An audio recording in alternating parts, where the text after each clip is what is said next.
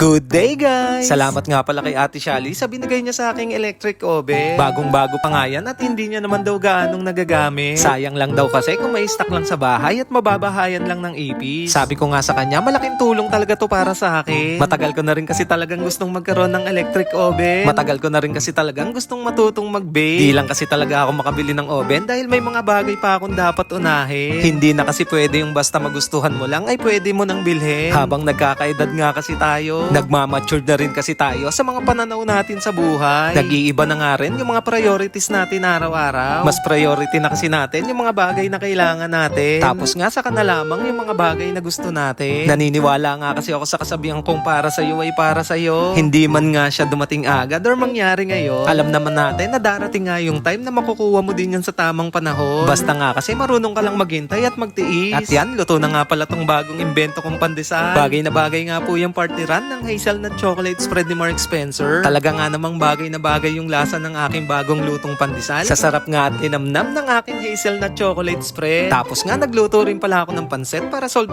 na yung aking hapunan. Basta nga ako, masaya na nga ako sa paunti-unti kong achievement sa buhay. Tapos nga may oven pa ako at marunong na akong magluto ng pandesal. Marami na naman nga ako maiimbentong mga pagkain na makakapagpasatisfy sa aking mga cravings. Kain na po tayo. Thank you for watching. Have a nice day and God bless you all.